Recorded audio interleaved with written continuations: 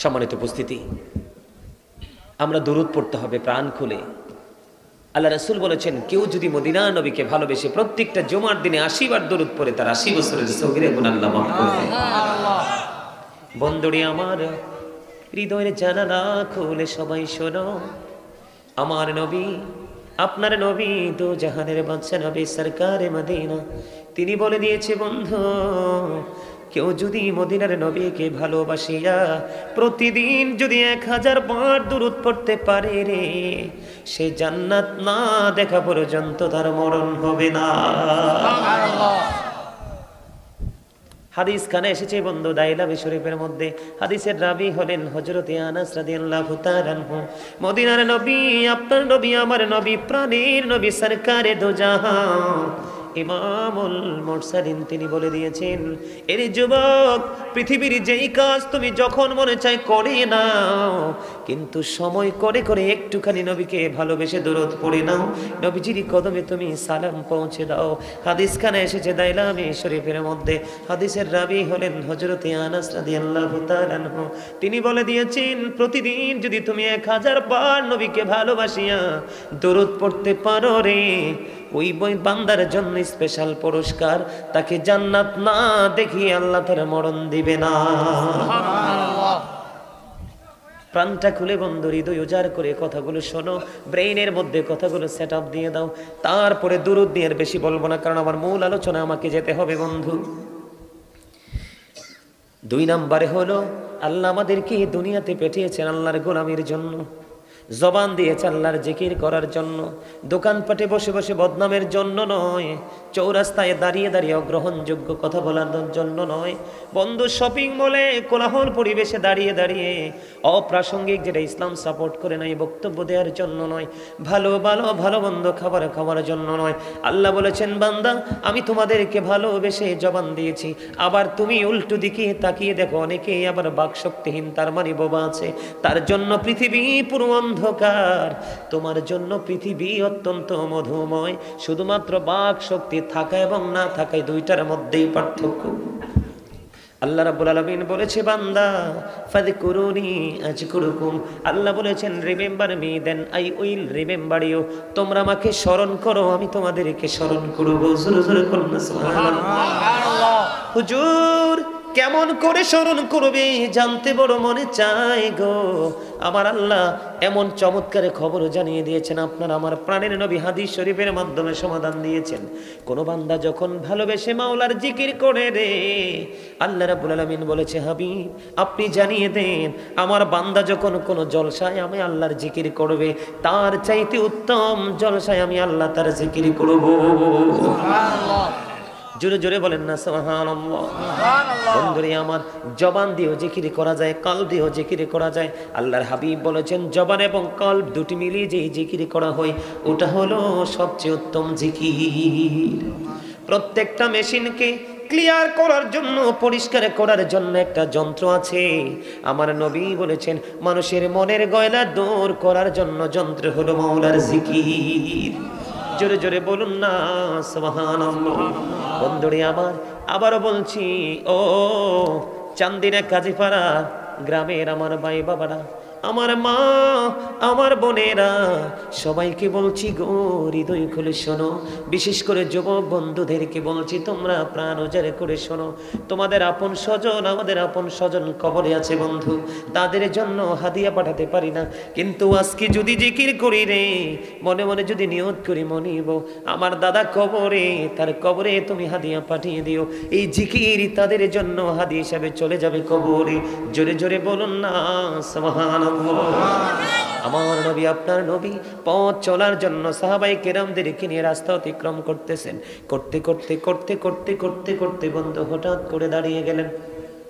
সাহাবায়ে কেরাম চিন্তা করতেছেন, প্রাণের নবী কেন দাঁড়িয়ে গেল? হঠাৎ করে চাইয়া দেখলেন, নবীজি পাশে একটা খেজুর গাছ থেকে খেজুর ঢাল ভেঙে 2টা টুকরা করে 2টা কবরের মধ্যে গেড়ে দিল।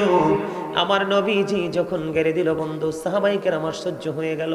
সাহাবায়ে কেরাম প্রশ্ন করলো, ইয়া রাসূলুল্লাহ, ইয়া হাবিবাল্লাহ, নবী নবী গো, ও প্রাণের নবী, আপনি কেন গো এখানে দাঁড়িয়ে গেলেন এবং কেনই বা খেজুরের একটা ডাল ভেঙে দুইটা কবরে দুইটা টুকরো করে গিয়ে দিলেন?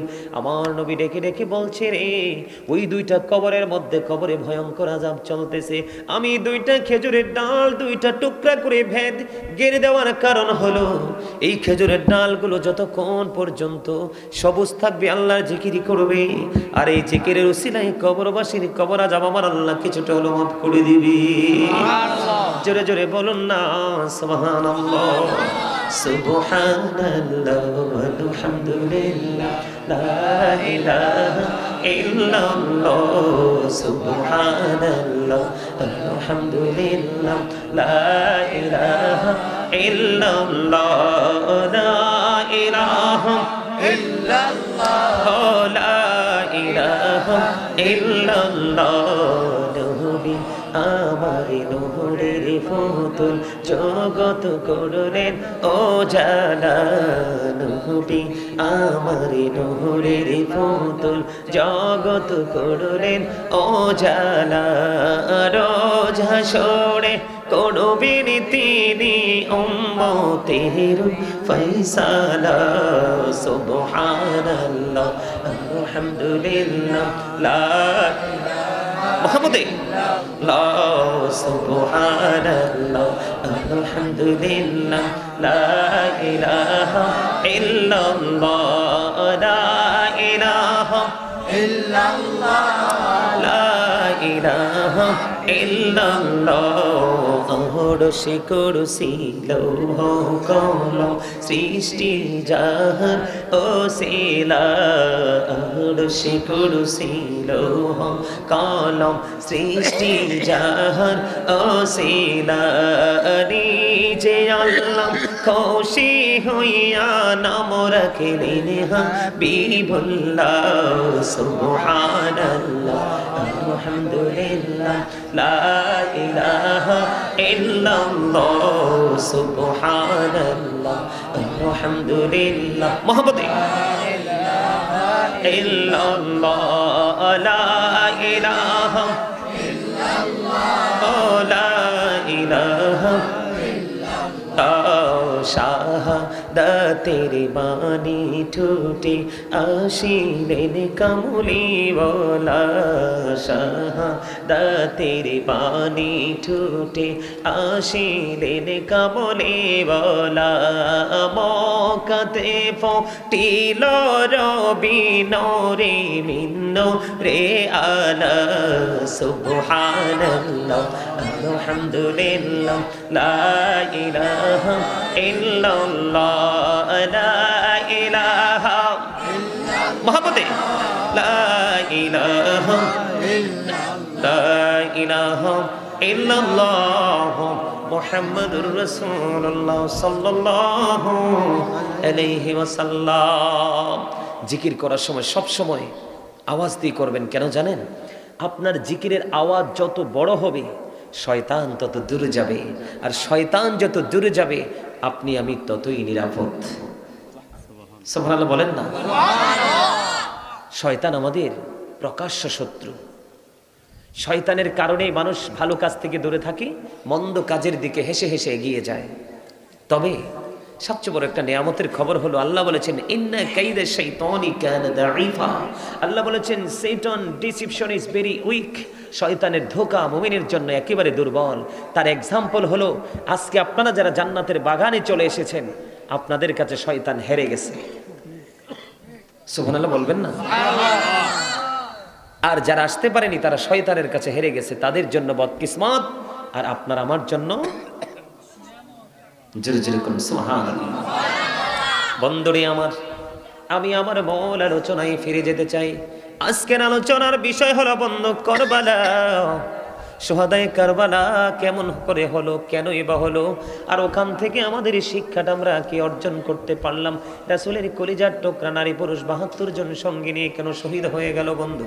এটার কারণ কি? এই জায়গাটা নিয়ে একটু আলোচনা করব, আপনারা শুনবেন তো? আল্লাহ রাব্বুল আলামিন বলেছেন কুল লা আসআলুকুম আলাইহি আজরান ইল্লাল মাওয়াদ্দাতু ফিল কুরবা।